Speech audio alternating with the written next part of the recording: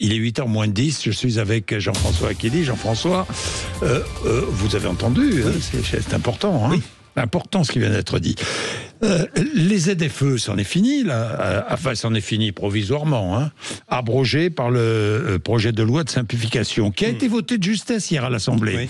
Les opposants à ces zones de faible émission très controversées ont crié victoire au terme d'un vote confus pour un texte détourné de son esprit initial, c'est vrai. Je vais vous donner une formule magique. Oui. C'est signé Sophie Primas, la ministre des Relations avec le Parlement. C'est assez amusant. Elle dit: c'est compliqué de simplifier. C'est une belle formule, ça résume tout. Oui, ça c'est vrai. Oui. Vous savez, au départ, c'était un texte de loi vertueux pour soulager les entreprises, pour soulager les collectivités. C'est Bruno Le Maire qui avait imaginé ce texte. Oui. Et le texte qui est arrivé du Sénat est passé à la broyeuse de l'Assemblée nationale, qui est devenue une arène romaine, on le sait. La loi de simplification, c'est un peu une annexe de la foire fouille, Jean-Jacques, une sorte de texte fourre-tout, un grand n'importe quoi, où s'agrègent des sujets disparates. On a vu les data centers, l'implantation, la gestion des terrasses de café et ces ZFE qui ont occulté tout le débat, il faut le dire. Hein. Oui, malheureusement d'ailleurs. Alors, c'était une création censée interdire les centres-villes aux véhicules les plus polluants, on connaît la suite.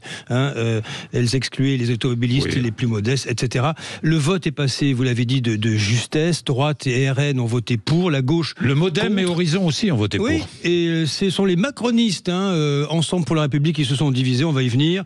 Vous savez, cette assemblée, Jean-Jacques, c'est devenu une sorte de poulet sans tête. Hein. Oui, mais dites-moi, c'est pas fini ce texte. Il doit passer en commission mixte paritaire. Oui, ce sera à la rentrée avant le budget. Il y a autre chose. Hein. Vous savez, comme ces ZFE n'avaient rien à voir avec l'objet initial de la loi, il est possible que le Conseil constitutionnel retoque cet amendement. Évidemment. Ça s'appelle un cavalier législatif. Vous vous rappelez l'expression? Oui, cavalier législatif. Pour finir, vous savez, il y a eu les ZFE, les ZAN, les euros artificialisation nette qui ont été dégradés comme MaPrimeRénov' raboté. Le climat, Jean-Jacques Bourdin, peut bien attendre. Bah oui. Bah bon.